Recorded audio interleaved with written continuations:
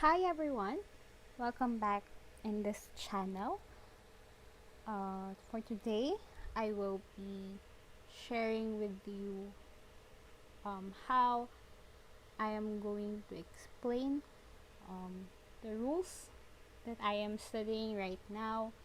Um, it's not really very informative as you may expect. I am just here sharing how am I going to present the rule in case I am called for recitation. So, um, don't expect anything in this video. Yun lang ang masasabi ko. And I will show you the rule itself, no?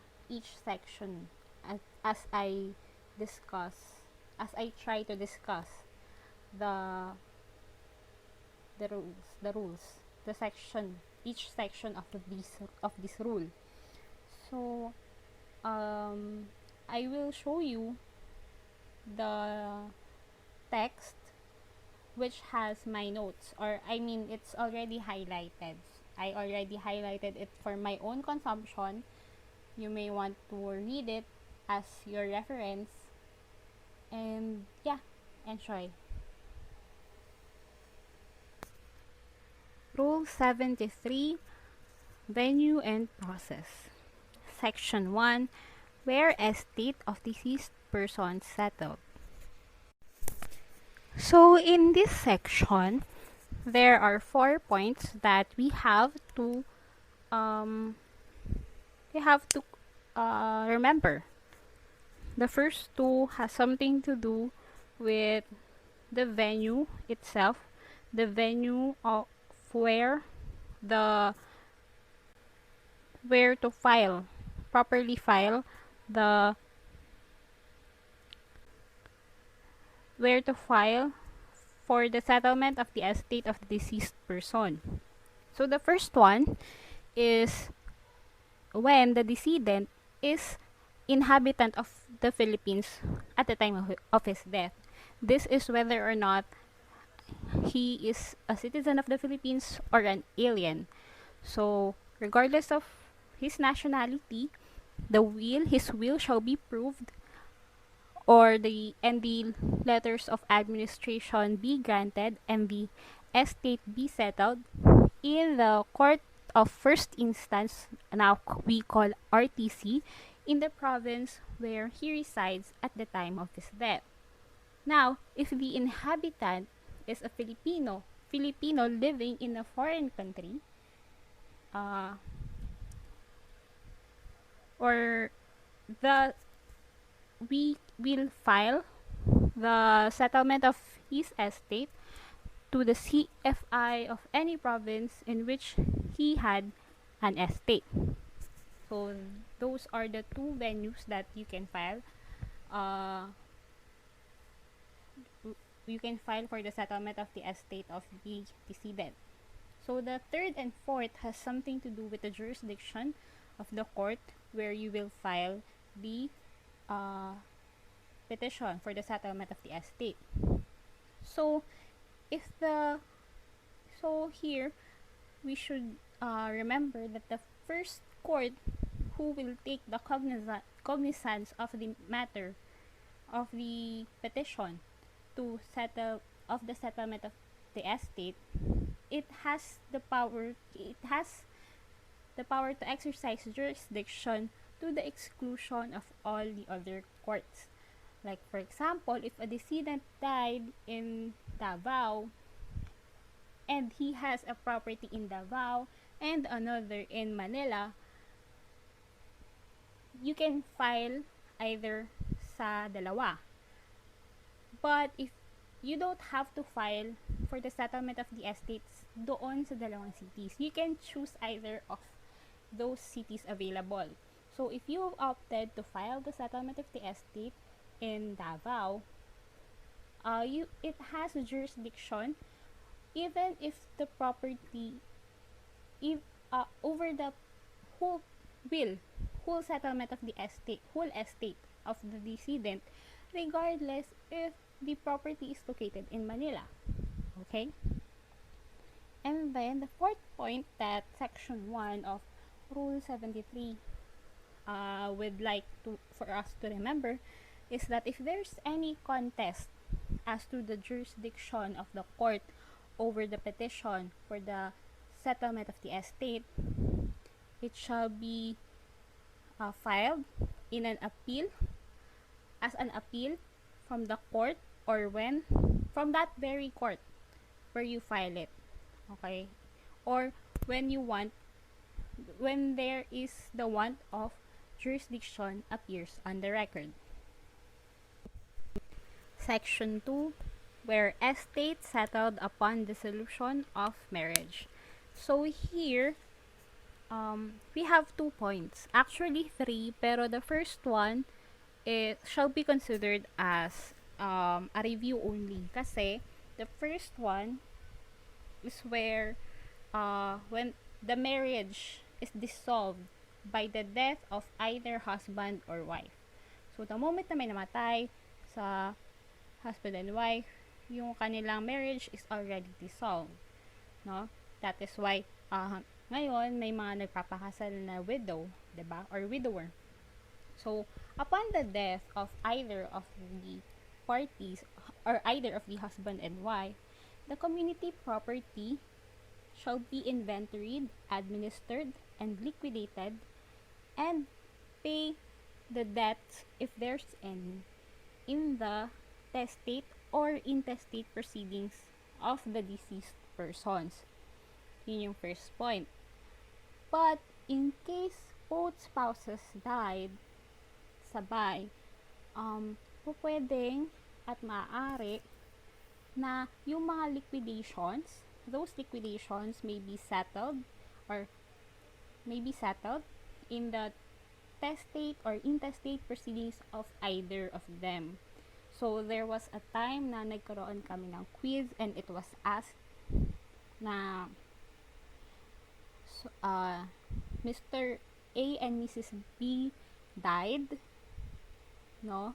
And then the question was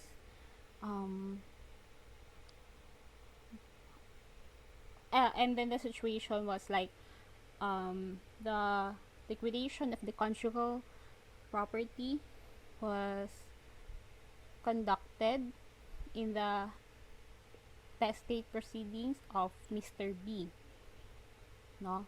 So the question was, is the settlement of, if both spouses have died, should the settlement of the liquidation of the conjugal property shall be conducted in the testate or intestate proceedings of the husband? Well, I answered yes. Unfortunately, that is not the correct answer. Although it may be correct at some point if you can explain it further, but the better answer would be no, because the rule states that if both spouses died, the liquidation may be proceeded in either of the parties, in either of the proceedings, testate or intestate proceedings of either husband or wife. So, the question was kung husband lang. So, categorical, it may be yes, pwede sa husband, but you have to also include the fact that pwede rin sa wife. So, sa law school, diba yun? You have to be very careful as you answer. So, I was a victim of that, and I'd like to share it with you. Okay, next na tayo. Section 3, process. So, here we have 2 points, although this is because this is a remedial law subject, no? So, this is where the power of the RTC is, no? So, the RTC can issue warrants or any process to compel the attendance of the witnesses, or to carry effect on their orders, judgment, and other powers granted to them by law.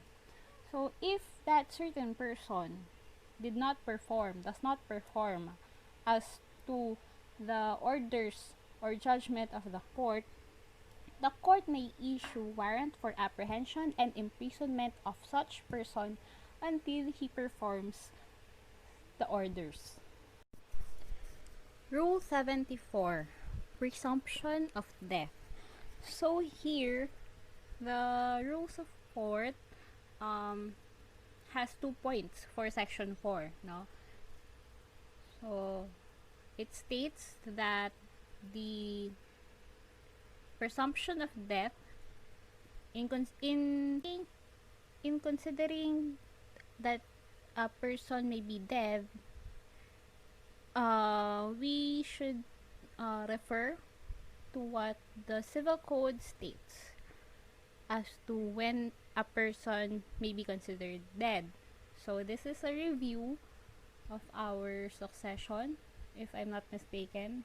Article 390 and Article 391. I'll mention it here. So, here it states na sa Article 390, if a person is absent for 7 years already, he may be presumed dead for all purposes except for succession. Okay? And if the person disappeared after the age of 75 years, disappearance of 5 years will be sufficient. So, doon pa lang mag-open yung succession. So, in Article 391, in-enlist kung sino-sino yung mga person that may be presumed dead.